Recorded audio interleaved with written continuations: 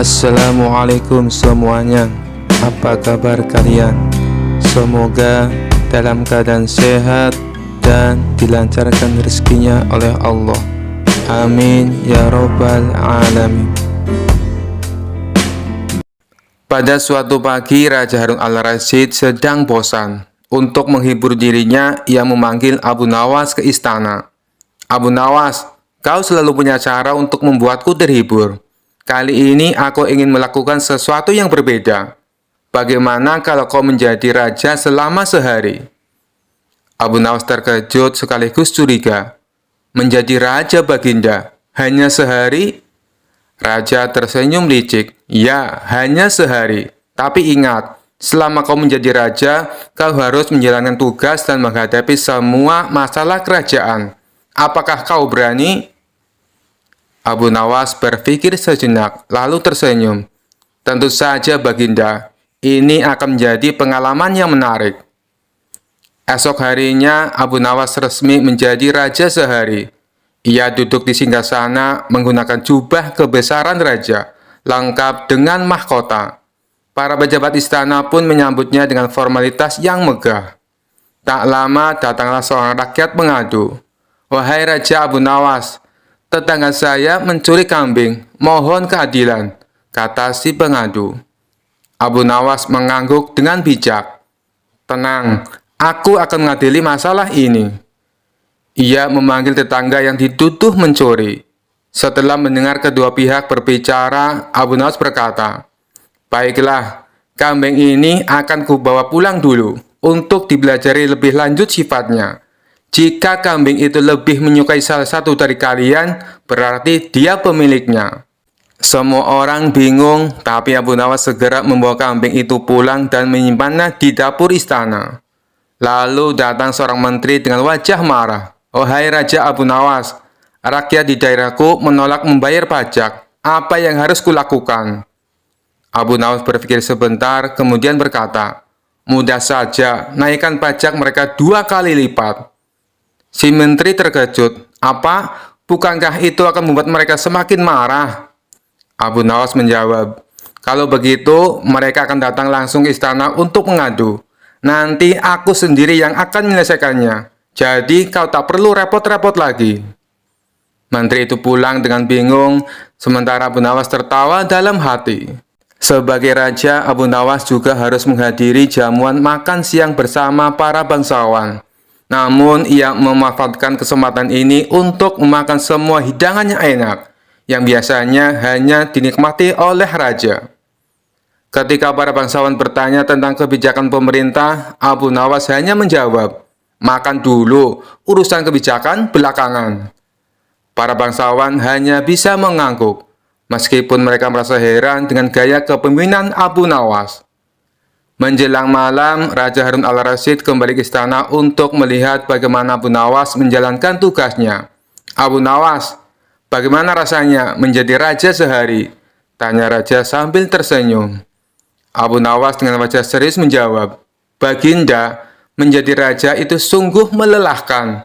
Saya harus memakan hidangan mewah, menyelesaikan masalah pelik, dan bahkan membawa pulang kambing rakyat. Sungguh berat tugas ini. Raja tertawa terbahak-bahak. Kau memang pandai bersiasat, Abu Nawas. Tapi ingat, kau harus mengembalikan kambing itu. Abu Nawas tersenyum licik.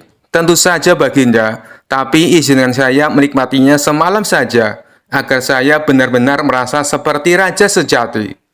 Semua orang di istana pun tertawa. Sementara Abu Nawas pulang dengan membawa kambing titipan yang lezat untuk jamuan di rumahnya. Dan begitulah Abu Nawas membuktikan bahwa menjadi raja sehari bisa menjadi pengalaman yang penuh kelucuan dan kepintaran. Kisah selanjutnya. Suatu hari, raja ingin mencari hiburan dan memutuskan untuk memancing. Ia memanggil Abu Nawas untuk menemaninya. Abu Nawas, hari ini kita akan pergi memancing di sungai, kata raja dengan semangat. Abu Nawas sedikit bingung, mengingat sudah lama tak turun hujan, dan sungai-sungai di daerah itu menjadi kering. Tetapi ia tidak berani menolak perintah raja, hanya tersenyum sambil mengikuti keinginan baginda raja. Sesampainya di tepi sungai, raja terkejut melihat sungai itu kering kerontang, hanya menyisakan beberapa batuan dan lumpur. Namun tak ingin terlihat salah, raja berpura-pura tetap tenang dan bersikap seperti biasa. Baiklah, Abu Nawas, kita mulai memancing di sini. Abu Nawas yang sudah ingin tertawa menahan dirinya. Ia kemudian berkata dengan nada serius, "Baginda, ikan-ikan di sini sangat pemalu. Kita harus memberi mereka umpan yang istimewa." Raja yang mulai bingung namun tak ingin terlihat kalah menjawab, "Kalau begitu, bawa umpan apa saja asal kita dapat ikan." Abu Nawas pun mencari-cari sesuatu, lalu meletakkan sebuah batu besar di ujung pancing raja. "Ini umpan terbaik, Baginda. Ikan-ikan di sungai ini sangat menyukai batu." Raja mulai mengangkat alis. Ikan yang menyukai batu. Tapi karena gengsi, ia tetap melanjutkan memancing sambil duduk penuh kesabaran, melemparkan pancingan berbatu ke sungai yang kering kerontang itu. Setelah beberapa saat, raja merasa aneh karena tak ada tanda-tanda ikan. "Abu Nawas, kemana ikannya? Aku tak merasakan tarikan sedikit pun." Abu Nawas menentawanya lagi dan berkata dengan wajah serius, "Baginda, saya rasa ikan-ikan di sungai ini sedang pergi piknik ke sungai sebelah. Maklum, air di sini sudah kering." Raja terdiam sejenak, lalu tersenyum menyadari kekonyolannya sendiri. Ia mulai tertawa keras sambil memukul-mukul punggung Abu Nawas. "Abu Nawas, kau sungguh pintar menghiburku. Lain kali kita pastikan sungainya penuh air dulu ya." Abu Nawas mengangguk sambil tersenyum. Dalam hati ia merasa lega karena berhasil membuat raja tertawa dengan petualangan memancing yang tak akan pernah terlupakan. Kisah selanjutnya. Dikisahkan ada seorang bernama Ilham Alimuddin. Dia dulunya merupakan jenderal perang yang sangat terkenal, ahli siasat perang, jago negosiasi, dan juga kaya raya. Tapi karir berperangnya terhenti setelah mengalami kelumpuhan saat memimpin perang melawan Bizantium. Tidak berselang lama, anak istrinya juga ikut terbunuh. Ia pun akhirnya memilih untuk pensiun menjadi tentara. Sang jenderal ini hidup sendirian dengan kekayaannya yang berlimpah. Meskipun sudah tua dan menderita kelumpuhan, naluri menantang orang masih melekat dalam diri sang jenderal.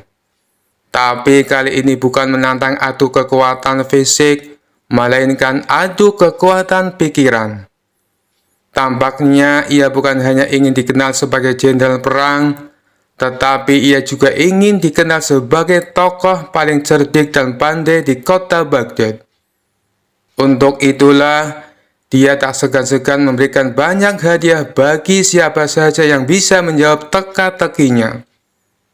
Sampai hari ini, sudah 100 orang yang lebih yang dia tantang.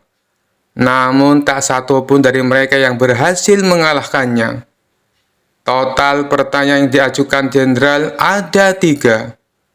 Tapi yang unik dari permainan ini, apabila berhasil menjawab soal pertama dan kedua, tetapi gagal menjawab pertanyaan yang ketiga, maka semua hadiahnya menjadi gugur.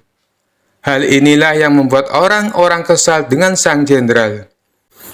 "Aku kesal dengan sang jenderal yang lumpuh itu," kata seseorang kepada kawannya.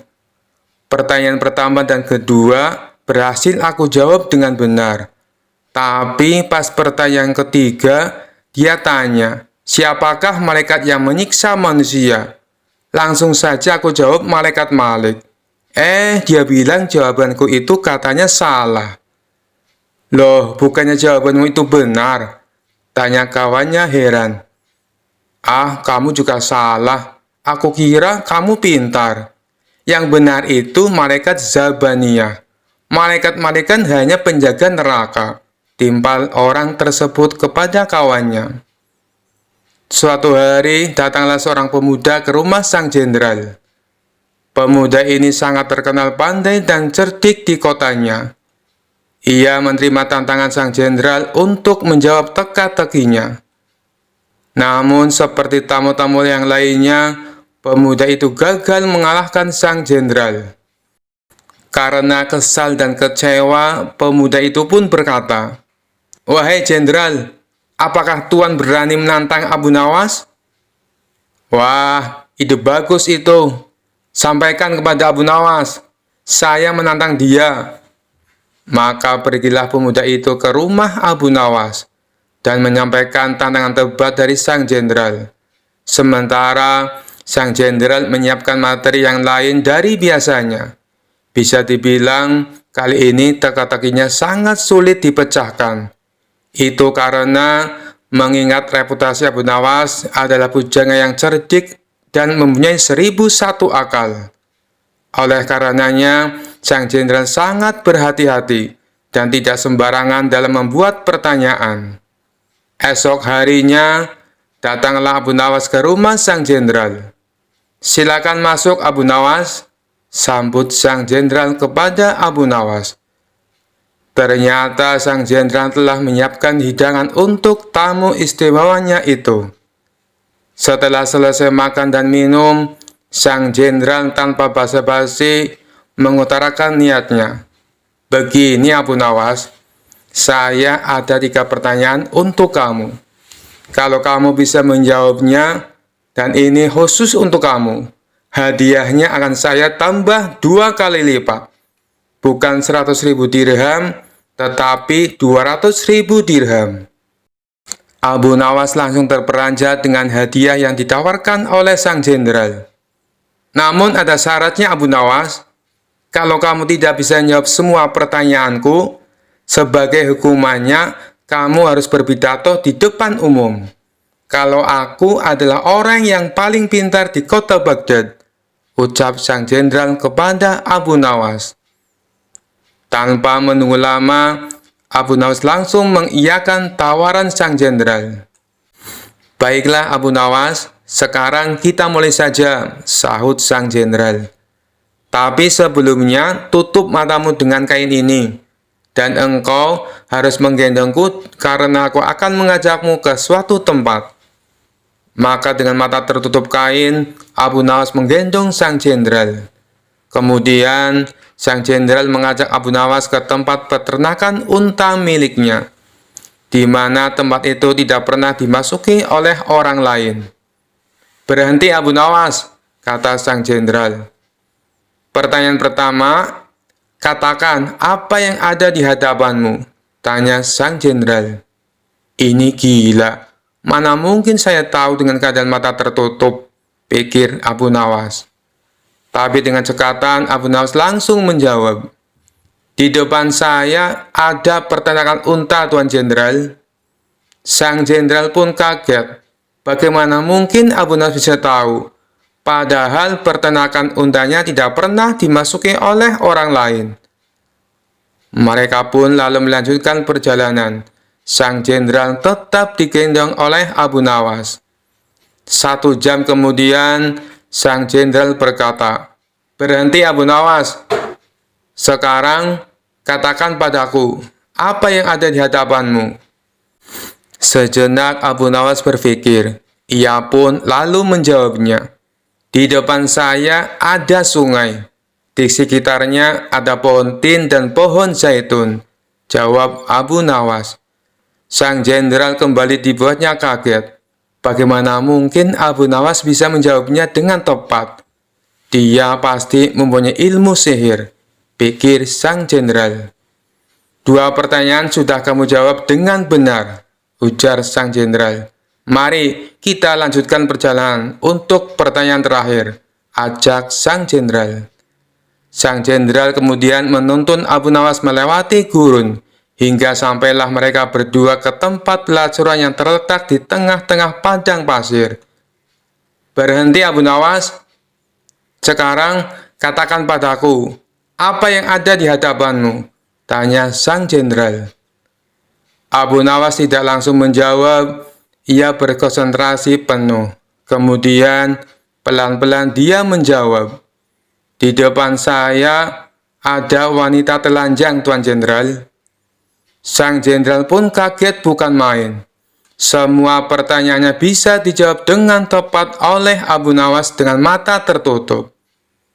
Sesuai kesepakatannya, akhirnya esok paginya sang jenderal menyerahkan hadiahnya di depan istana dan disaksikan oleh baginda raja dan masyarakat.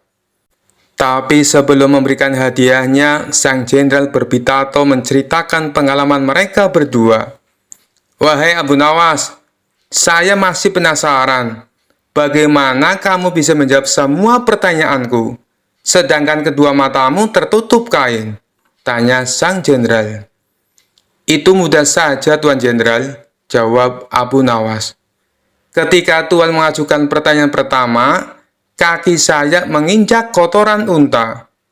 Dari situlah saya menebak kalau saya berada di peternakan unta." Baginda Raja tersenyum mendengar jawaban Abu Nawas. Sedangkan sang jenderal hanya bisa geleng-geleng kepala. Lalu dengan pertanyaan kedua, "Bagaimana kamu bisa menjawab dengan tepat?" tanya sang jenderal. Abu Nawas kembali menjawab, "Meskipun mata saya tertutup, tapi telinga saya bisa mendengar adanya suara air mengalir dan burung puyuh yang berkicau. Burung puyuh hanya mau makan biji-bijian buah tin dan zaitun. Sedangkan pohon tin dan zaitun hanya tumbuh di pinggiran sungai." Lagi-lagi baginda raja tersenyum. Sang jenderal dibuatnya terperangah dengan jawaban Abu Nawas. "Baiklah, semua jawabanmu itu masuk akal.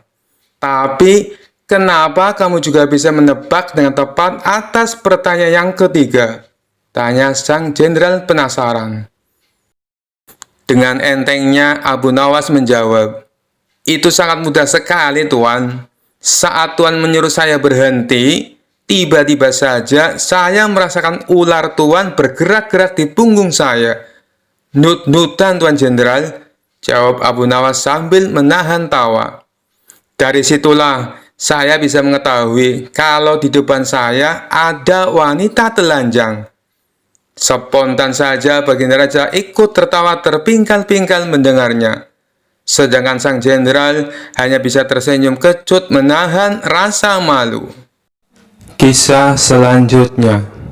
Di sebuah acara di istana Raja Harun al-Rasyid hadir seorang tamu istimewa, yaitu Habib Ba'alawi, seorang ulama dari Yaman yang terkenal membanggakan nasabnya, yang katanya tersambung langsung ke Nabi Muhammad SAW. Habib ini tidak hanya berbicara tentang ilmu agama, tetapi juga sering menyisipkan cerita tentang garis keturunannya. "Aku adalah keturunan Rasulullah, maka sudah sepantasnya aku dihormati lebih dari siapapun di sini," katanya dengan suara lantang, membuat beberapa tamu istana merasa risih. Raja Harun yang tahu Abu Nawas pasti bisa menghibur suasana memanggilnya. "Abu Nawas, kemarilah. Aku ingin kau berbincang dengan Habib Ba'alawi. Tapi hati-hati, dia sangat membanggakan garis keturunannya." Abu Nawas dengan senyum tipisnya segera menghampiri Habib Ba'alawi. "Tuan Habib, sungguh mulia nasab Anda yang tersambung langsung ke Nabi. Saya ini hanya rakyat biasa. Tapi bolehkah saya bertanya?" "Silakan Abu Nawas," jawab Habib dengan nada tinggi, merasa posisinya lebih tinggi. Abu Nawas memulai dengan nada polos. "Tuan Habib, karena nasab Anda sangat mulia, saya penasaran. Apakah kemuliaan itu otomatis membuat Anda bebas dari dosa?" Habib Ba'alawi menjawab dengan yakin, "Tentu saja tidak. Tapi keturunan Nabi memiliki tanggung jawab besar untuk menjaga martabat dan kehormatan." "Luar biasa," kata Abu Nawas sambil mengangguk-angguk. "Berarti jika Anda melakukan kesalahan, kesalahan itu tidak bisa disalahkan pada Nabi, kan?" "Tentu saja tidak," jawab tegas sang Habib. "Kalau begitu, Tuan Habib," lanjut Abu Nawas dengan senyum lecek, "mengapa Anda terus-menerus membanggakan nasab Anda? Bukankah yang penting itu amal perbuatan, bukan asal keturunan?" Para tamu istana langsung menahan tawa. Sang Habib mulai gugup, tetapi mencoba mempertahankan wibawanya. Habib Ba'alawi menjawab dengan nada tinggi, "Nasabku adalah kehormatan yang harus dijaga. Kau Abu Nawas tidak tahu betapa sulitnya menjadi keturunan Nabi." Abu Nawas tersenyum santai. "Tuan Habib, saya bukan keturunan Nabi. Tapi saya tahu satu hal.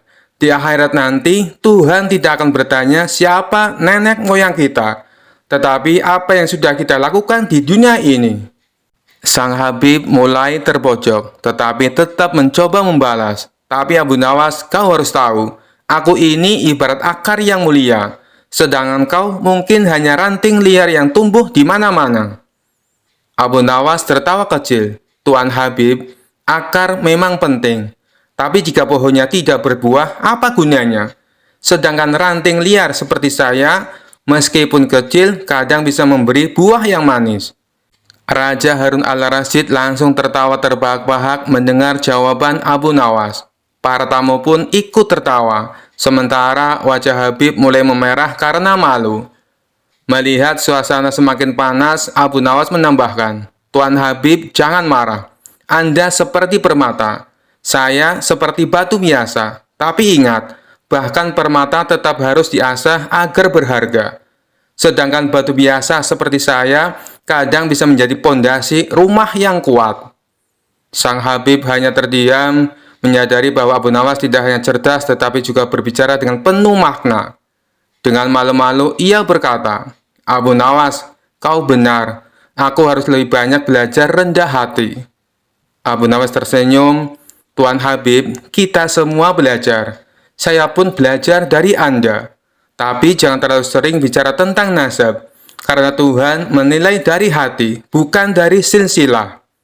Raja Harun tertawa puas. "Abu Nawas, kau telah menyelamatkan acara ini dari kebosanan. Habib, anggap ini pelajaran berharga." Sejak itu, Habib Ba'alawi lebih berhati-hati dalam membanggakan nasabnya. Sementara Abu Nawas kembali menjadi pahlawan cerdik istana yang dihormati semua orang. Kisah selanjutnya diceritakan ada seorang musafir datang ke istana menemui Baginda Raja. Ia mengaku punya sebuah teka-teki yang tidak pernah terpecahkan oleh siapapun.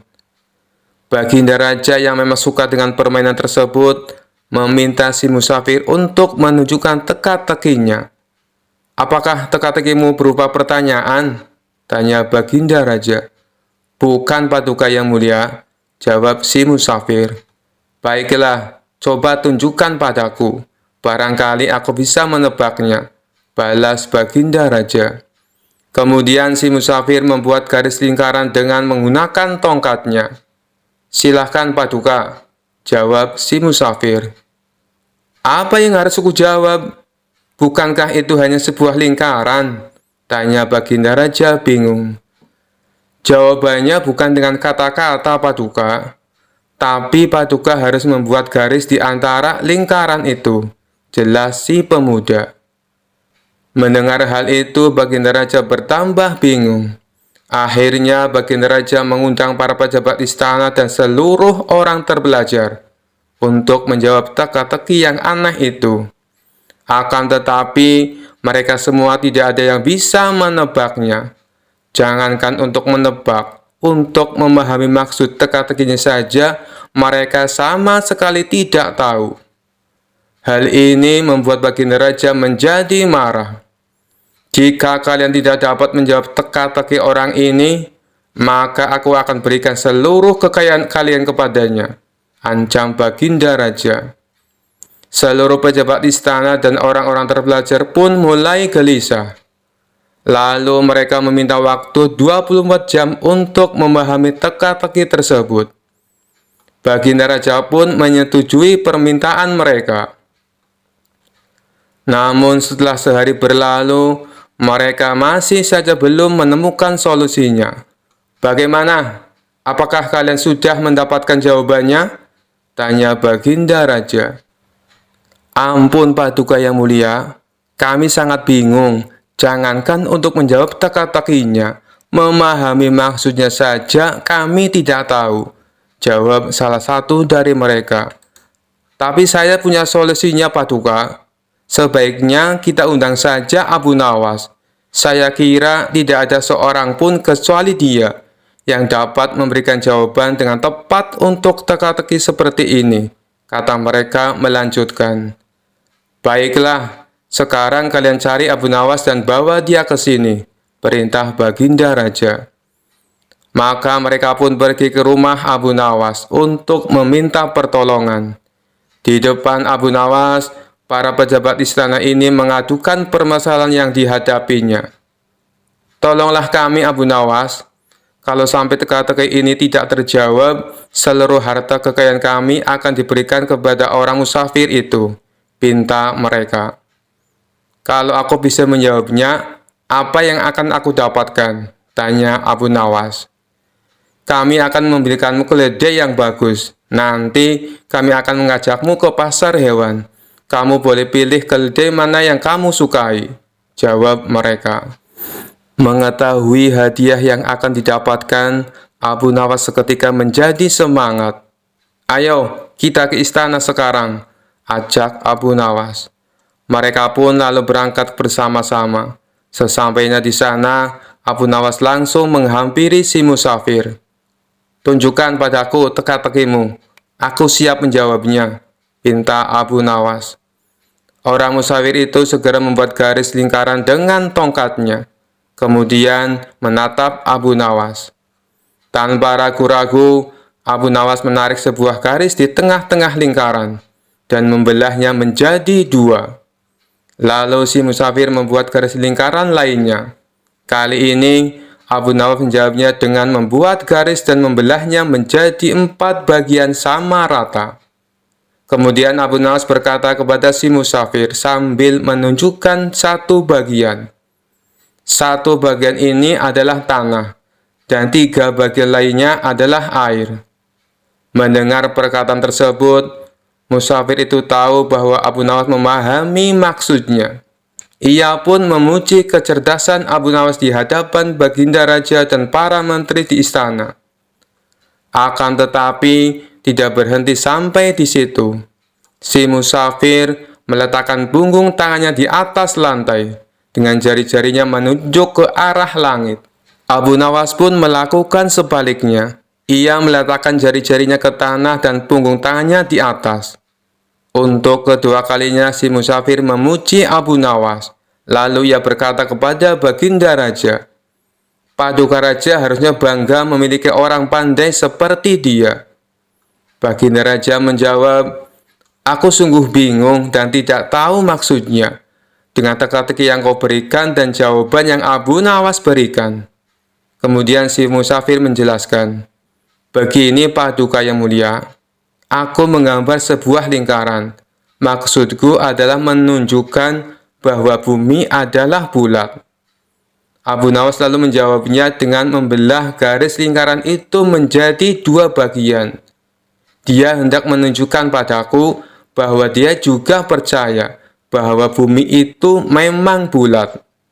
Makanya dia membelahnya menjadi 2 bagian untuk menunjukkan arah utara dan selatan.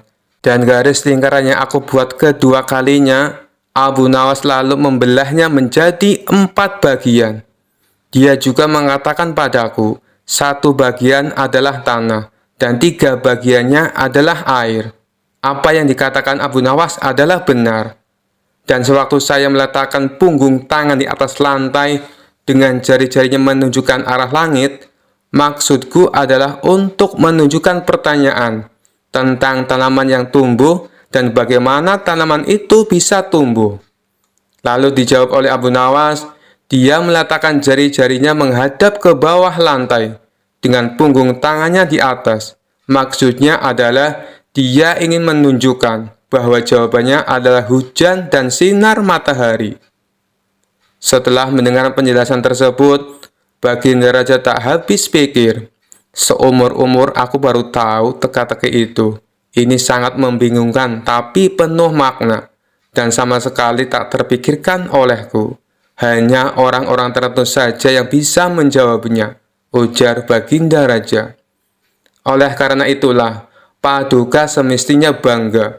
Di negeri Paduka ada orang cerdas seperti Abu Nawas, timpal si musafir. Karena salut dengan kecerdasan Abu Nawas, Baginda Raja memberinya hadiah berupa pundi-pundi uang. Sementara para pejabat istana yang terselamatkan oleh Abu Nawas mengucapkan terima kasih dan memberikannya seekor keledai.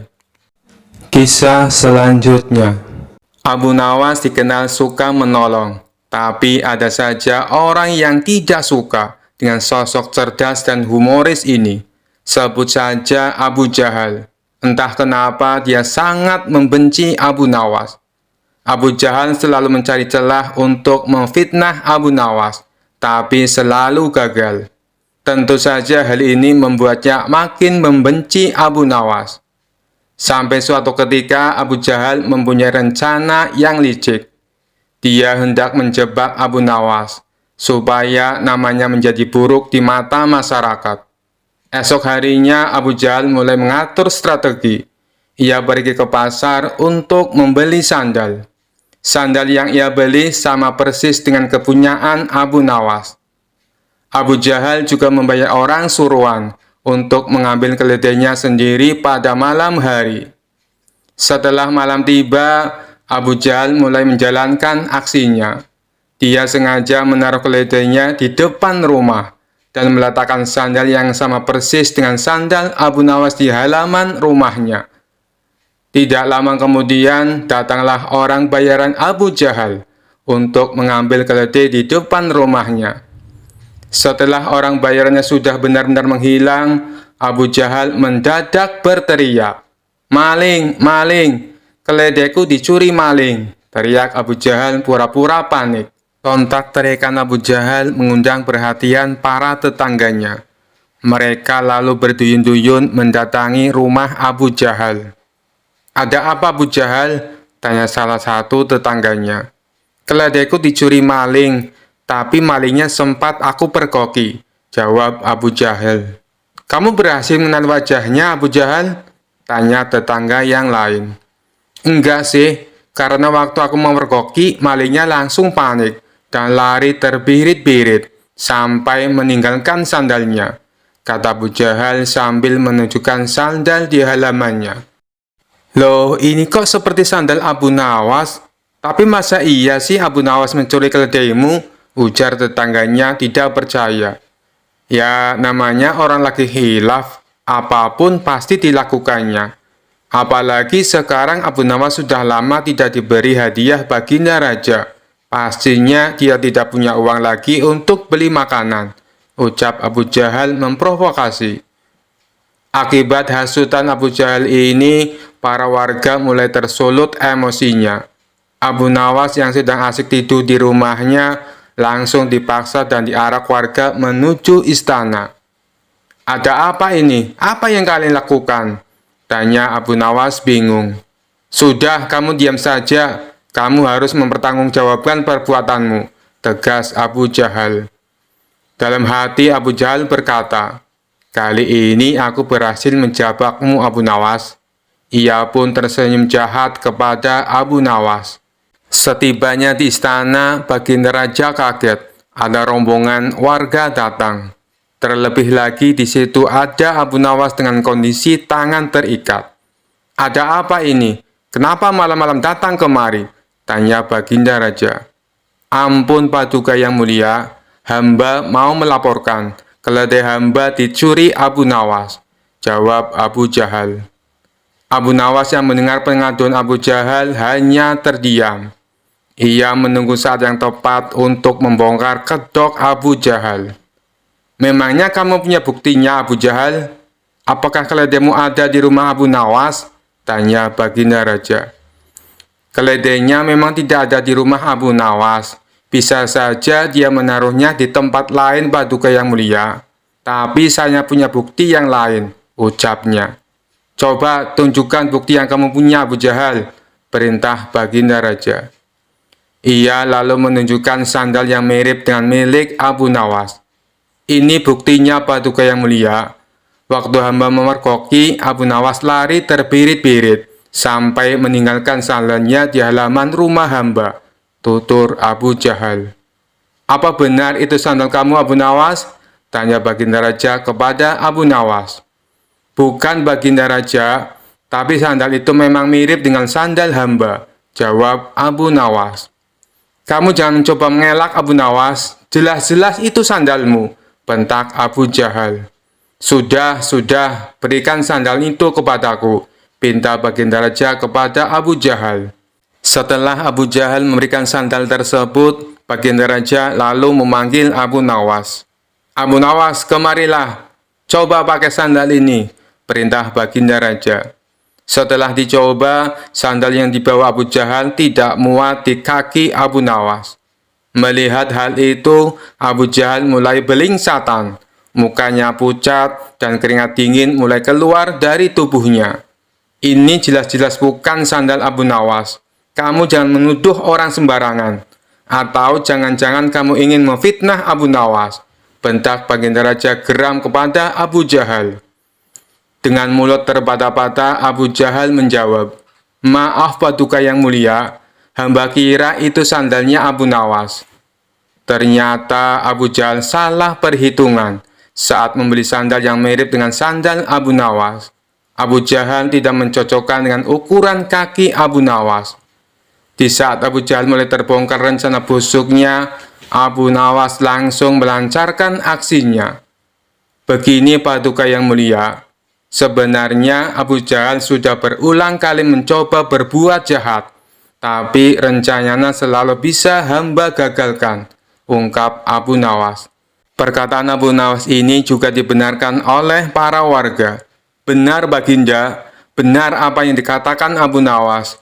Kami sungguh sangat menyesal dan kecewa, karena kali ini kami termakan hasutan Abu Jahal.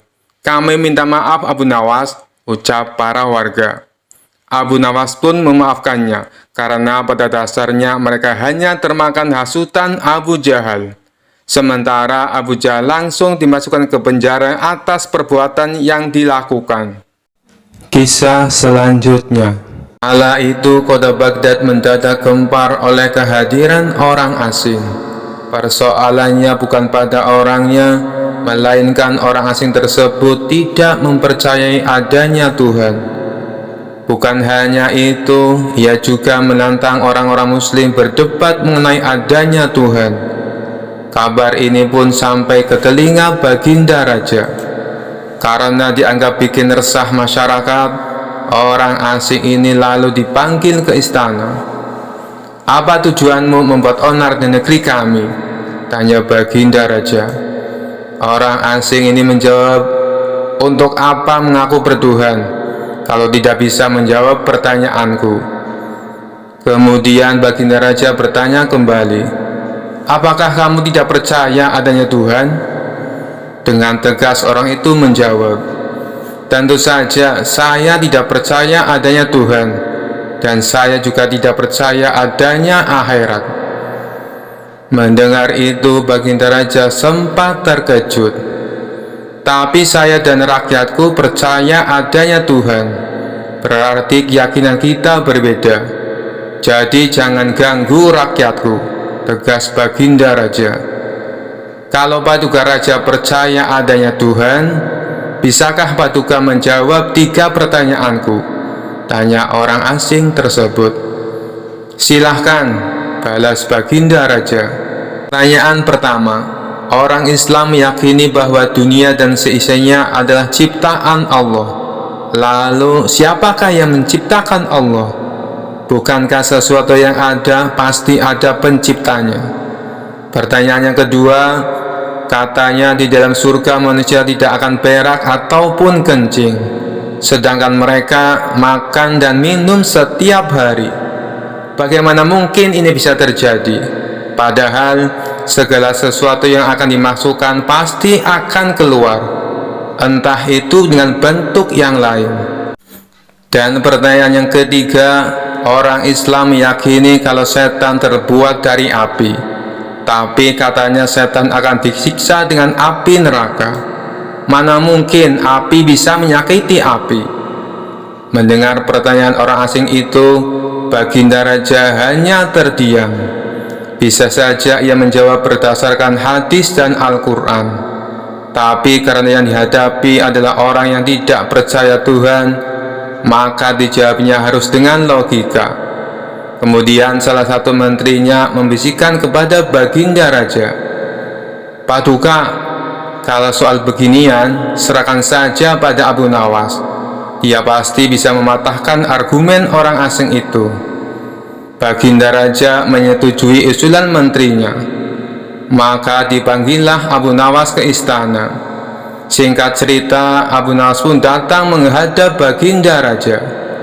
Ia lalu dipersilakan duduk di sampingnya. "Ada apa, Paduka? Kenapa tiba-tiba memanggil hamba?" tanya Abu Nawas. "Begini Abu Nawas, orang asing ini tidak percaya adanya Tuhan, dan dia mengajukan 3 pertanyaan, tapi jawabannya harus masuk akal," ujar Baginda Raja. Sekilas Abu Nawas menatap orang asing tersebut. "Oh, ini orangnya yang bikin gempar kota Baghdad," pikir Abu Nawas. Abu Nawas lalu menghampiri orang asing itu dan duduk tepat di hadapannya. "Silakan, apa yang ingin kau tanyakan?" ucap Abu Nawas dengan penuh percaya diri. Orang asing tersebut memulai pertanyaannya. "Anda sebagai orang muslim tentu percaya bahwa segala sesuatu, baik yang terlihat maupun yang tidak terlihat, pasti ada yang menciptakan." "Iya, tentu saja, saya percaya," jawab Abu Nawas. "Sekarang saya mau bertanya, siapakah yang menciptakan alam semesta dan seisinya?" tanya orang asing itu. "Yang menciptakan alam semesta dan seisinya adalah Allah, Tuhan saya," jawab Abu Nawas. "Oh, baiklah. Lalu siapakah yang menciptakan Allah? Bukankah tadi Anda mengakui bahwa segala sesuatu, baik yang terlihat maupun tidak terlihat, pasti ada yang menciptakan?" tanya orang asing itu kembali. Sejenak Abu Nawas terdiam. Ia pun lalu berkata, "Anda pasti tahu kalau kami selaku orang Islam mengakui hanya ada satu Tuhan. Kita istilahkan saja Tuhan dengan angka 1. Sekarang gantian aku yang bertanya. Angka 3 berasal dari angka berapa?" tanya Abu Nawas. "Angka 3 berasal dari angka 2 ditambah 1, jawab orang asing tersebut. "Tepat sekali. Kalau angka 2 berasal dari angka berapa?" tanya Abu Nawas kembali. "Angka 2 berasal dari angka 1 ditambah 1, jawab orang asing itu. "Benar sekali. Sekarang kalau angka 1 itu sendiri berasal dari angka berapa?" tanya Abu Nawas. Orang itu kaget dengan pertanyaan tersebut. Ia hanya terdiam, tak bisa menjawabnya. Kemudian Abu Nawas berkata kembali, "Pada intinya semua angka pasti ada awalnya. Entah itu angka 5, angka 4, ataupun angka 10. Dan angka-angka tersebut diibaratkan alam semesta ciptaan Allah. Apabila kamu bertanya siapa yang menciptakan Allah, sama halnya saya bertanya dari mana angka 1 itu ada. Kamu pasti tidak akan bisa menjawabnya," jelas Abu Nawas. Orang itu pun langsung terdiam merenungi kata-kata Abu Nawas. "Untuk jawabanmu atas pertanyaanku yang pertama masuk akal juga. Sekarang pertanyaan yang kedua. Kalian sebagai muslim pasti meyakini kelak hidup di surga tidak akan berak dan kencing. Padahal di sana kalian makan dan minum setiap hari. Mana mungkin itu bisa terjadi? Jelaskan padaku," tanya orang asing tersebut. "Baik, akan saya jelaskan. Selama kamu dalam kandungan rahim ibumu, tentunya kamu makan dan minum, bukan? Karena menurut ilmu medis, seorang janin memakan sesuatu yang dimakan ibunya. Lalu ketika kamu dalam kandungan ibumu selama 9 bulan, apakah kamu pernah berak ataupun kencing?" Untuk kedua kalinya pertanyaan orang asing itu bisa dijawab dengan mudah oleh Abu Nawas. "Baik, jawabanmu masuk akal. Sekarang pertanyaan terakhir. Kalian sebagai muslim pasti meyakini kalau setan terbuat dari api dan neraka juga terbuat dari api. Tapi yang membuat saya heran, katanya setan akan disiksa dengan api neraka. Mana mungkin api bisa menyakiti api? Itu hal konyol yang pernah saya dengar, ujar orang asing tersebut. Bisakah kamu menjelaskannya? Tanyanya kemudian. Sebelum aku menjawab pertanyaan yang terakhir, aku ingin kita saling berjanji.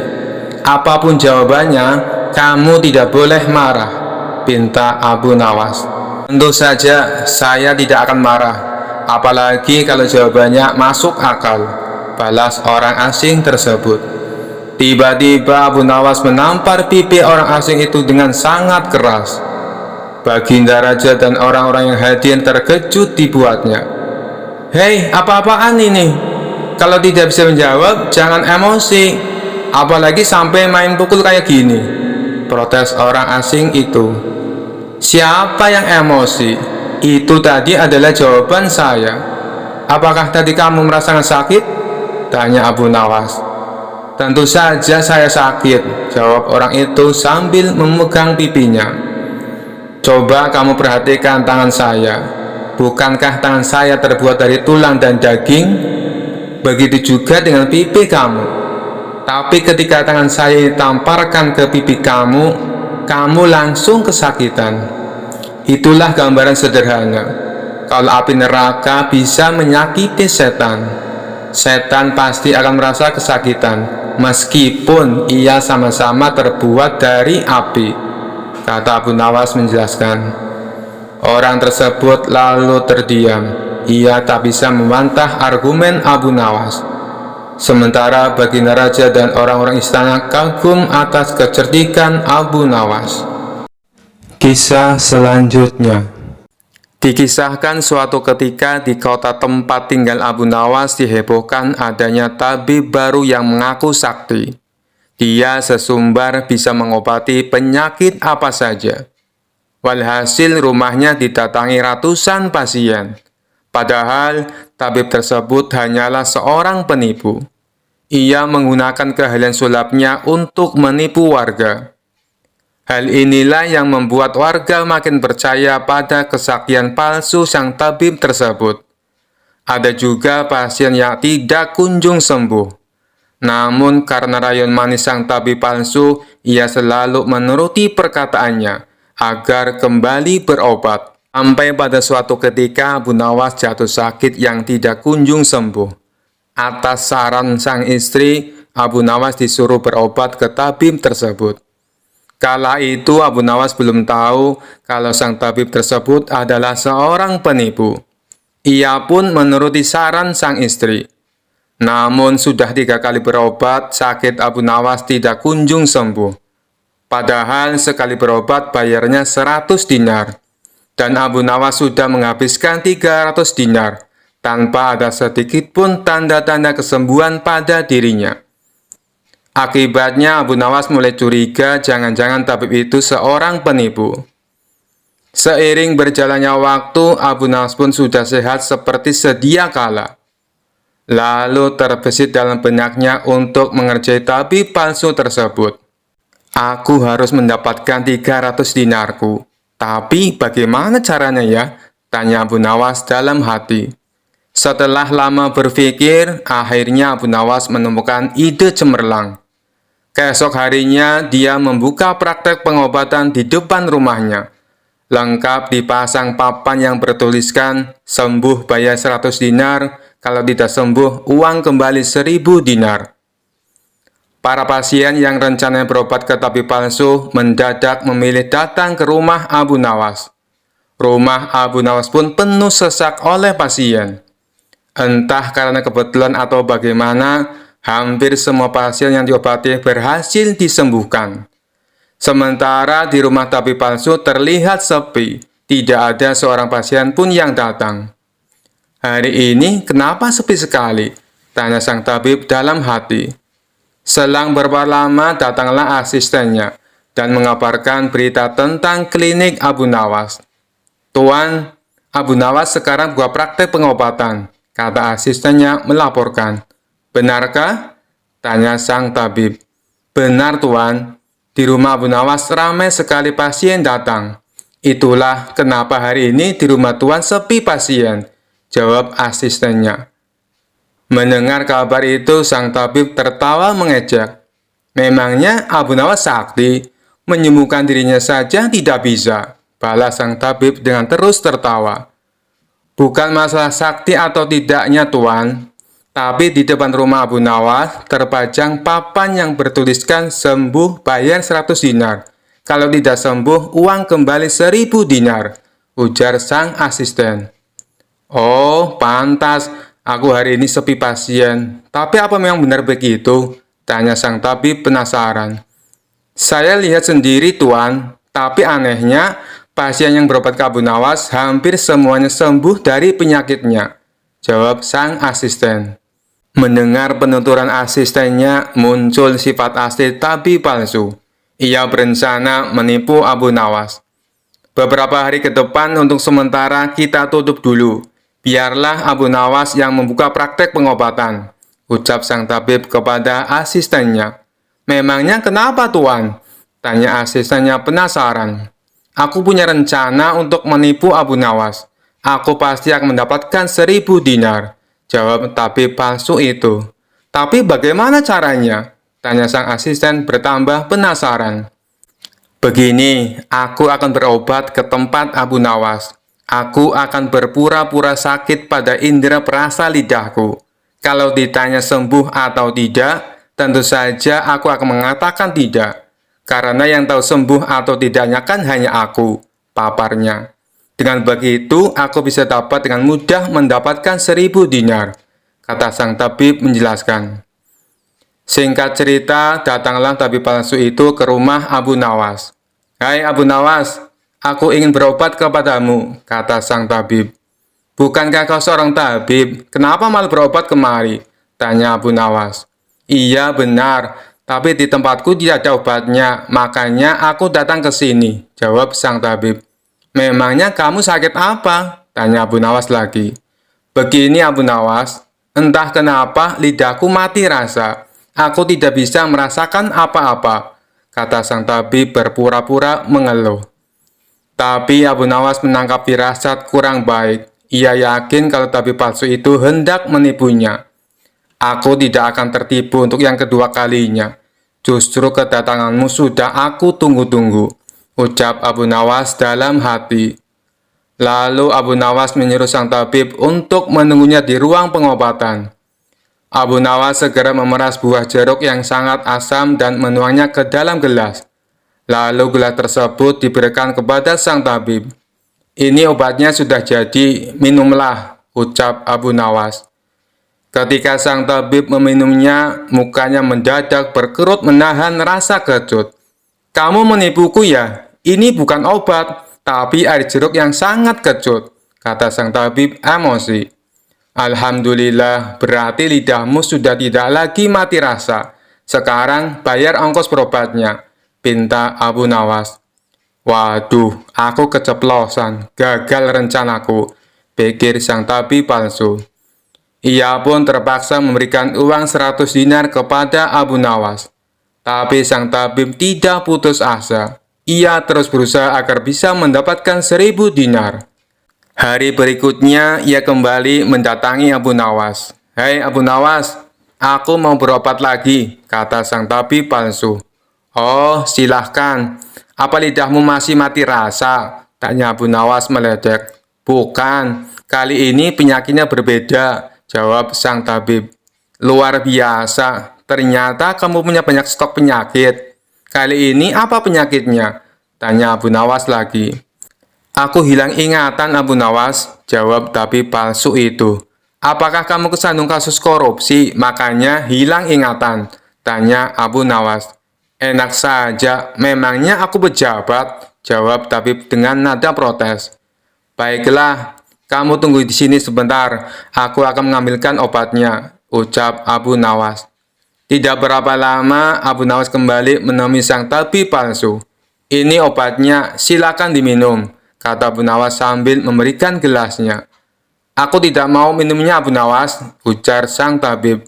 Loh, memangnya kenapa? Katanya pengen sembuh, ucap Abu Nawas. Ini kan perasaan air jeruk seperti kemarin. Aku tidak mau, kata sang tabib menolak. Alhamdulillah, tanpa meminumnya pun kamu sudah sembuh. Sini bayar 100 dinar, pinta Abu Nawas lagi. Sudah sembuh? Sembuh apanya? Kamu jangan mengada-ada, Abu Nawas, protes sang tabib. Buktinya, kamu masih ingat dengan obat yang kemarin aku berikan itu. Berarti sakit hilang ingatanmu sudah sembuh, jelas Abu Nawas. Untuk kedua kalinya, rencana sang tabib palsu mengalami kegagalan. Mau tidak mau, ia harus memberikan uang kepada Abu Nawas. Kurang ajar, ternyata Abu Nawas tidak sebodoh yang aku kira, pikir sang tabib. Tidak terima dengan dua kegagalan yang dialami, tabib palsu itu berpikir keras untuk mengalahkan Abu Nawas. Setelah merenung agak lama, akhirnya ia mendapatkan sebuah ide. Aku pasti berhasil, ungkap tabib merasa yakin. Kali ini ia berpura-pura buta. Si tabib berjalan ke rumah Abu Nawas dengan bantuan tongkat di tangannya. Setelah tiba, Abu Nawas sempat kaget dengan penuh rasa iba. Abu Nawas bertanya kepada sang tabib, "Apa yang menimpamu dan mengapa kamu bisa seperti ini?" Si tabib palsu menjawab, "Tolonglah aku, Abu Nawas. Mataku tiba-tiba buta. Sembuhkanlah aku," terangnya. Tabib itu kemudian dipersilakan masuk dan duduk di ruang pengobatan. Setelah mengamatinya dengan seksama, Abu Nawas akhirnya menyadari bahwa itu adalah tipuan. Namun, Abu Nawas tidak pernah kehilangan akal. Ia punya cara lain untuk menghadapinya. Sepertinya penyakit kebutaanmu sudah sangat parah. Maafkan aku, untuk kali ini tidak mampu mengobatinya, ucap Abu Nawas pura-pura sedih. Mendengar jawaban tersebut, sang tabib langsung kegirangan. Akhirnya bisa mengelabui Abu Nawas. "Terus bagaimana ini, Abu Nawas? Padahal aku berharap banyak kepadamu," kata sang tabib berpura-pura. "Iya, mau bagaimana lagi? Aku tidak mungkin bisa menyembuhkanmu," jawab Abu Nawas. "Kalau begitu, aku dapat uang 1000 dinar dong," tanya tabib palsu itu penuh harap. "Tentu saja kawan, aku tidak mungkin berdusta," balas Abu Nawas. Kemudian Abu Nawas masuk ke rumah untuk mengambilkan uang. "Ini uang 1000 dinar untukmu," ucap Abu Nawas sambil memberikan uangnya. Tabib palsu itu dengan penuh kegirangan menerima uang tersebut. Tapi setelah uangnya dihitung, ia langsung murka. "Hai Abu Nawas, kenapa hanya 10 dinar?" tegas sang tabib palsu dengan emosi. "Dari mana kamu tahu kalau jumlahnya hanya 10 dinar? Tanya balik Abu Nawas. "Uangnya memang ada 10, tapi pecahan 1 dinar, bukan 100 dinar. Memangnya aku buta, Pak?" balas tabib tambah emosi. "Alhamdulillah, sekarang kamu sudah sembuh," kata Abu Nawas sambil mengambil kembali uangnya. "Maksudmu apa, Abu Nawas? Kenapa uangnya diambil lagi?" tanya si tabib kebingungan. "Loh, kamu kan sudah sembuh. Sini bayar 100 dinar, pinta Abu Nawas.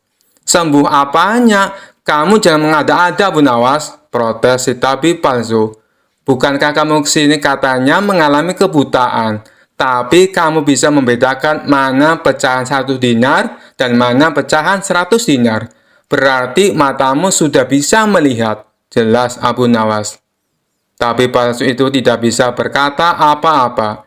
Ia pun terpaksa memberikan uang 100 dinar kepada Abu Nawas dan pergi dengan perasaan kecewa. "Aku kapok berurusan dengan Abu Nawas," ucap si tabib palsu. Sementara Abu Nawas berhasil mendapatkan kembali 300 dinarnya yang pernah diberikan kepada sang tabib. Kisah selanjutnya. Suatu hari, raja kembali memanggil Abu Nawas ke istana untuk memberi perintah aneh lagi. Raja yang terkenal suka menguji kecerdikan Abu Nawas tersenyum licik dan berkata, "Abu Nawas, kali ini aku punya tugas sangat penting untukmu." Abu Nawas sudah mencium gelagat tak biasa, menjawab dengan hati-hati, "Apa tugasnya, tuanku?" Raja dengan suara lantang berkata, "Aku ingin kau pergi dan mencari ujung bumi. Bawa aku laporan tentang apa yang ada di sana. Jangan kembali sampai kau menemukannya." Abu Nawas yang tahu bahwa perintah ini jelas-jelas mustahil, pura-pura terkejut. Tapi seperti biasa, ia segera berpikir cepat. Dengan wajah serius, Abu Nawas menjawab, "Baik, tuanku. Hamba akan mencari ujung bumi, tapi hamba butuh beberapa persiapan." Raja mengangkat alis penasaran. "Apa yang kau butuhkan kali ini, Abu Nawas?" Abu Nawas dengan tenang menjawab, "Karena perjalanan ini sangat jauh dan berbahaya, hamba butuh bekal yang cukup besar. Sekitar 100 unta penuh dengan makanan, minuman, dan persediaan lainnya. Selain itu, hamba juga butuh pasukan kecil untuk melindungi hamba dari bahaya selama perjalanan." Raja berpikir sejenak lalu setuju.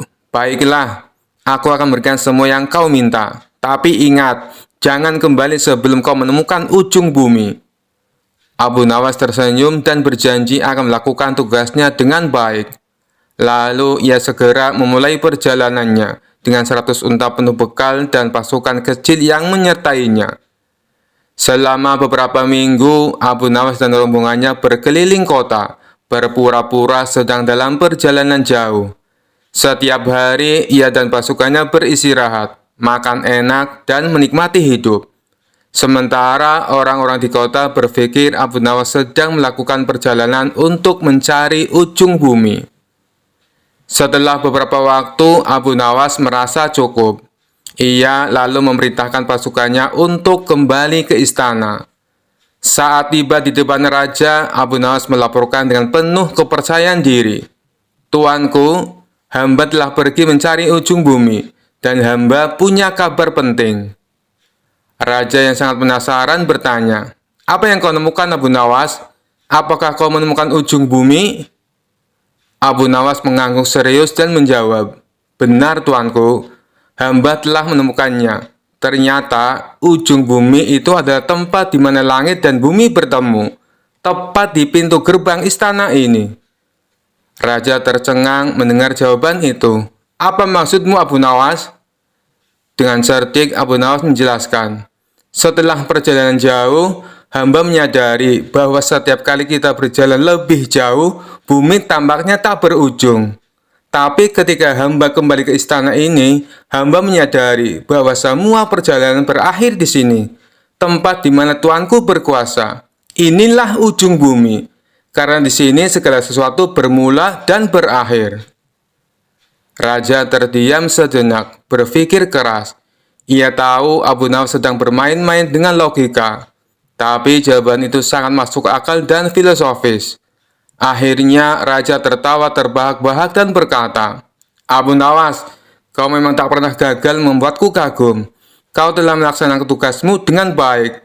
Ujung bumi memang berada di sini, di bawah kekuasaanku." Semua orang istana ikut tertawa, sementara Abu Nawas tersenyum puas. Sekali lagi ia berhasil keluar dari tugas mustahil dengan cara yang cerdik dan kocak, membuat raja tak bisa berkata apa-apa selain tertawa. Sekian dulu perjumpaan kita kali ini. Sampai bertemu lagi di kisah-kisah selanjutnya. Terima kasih yang sudah subscribe dan setia menonton channel ini.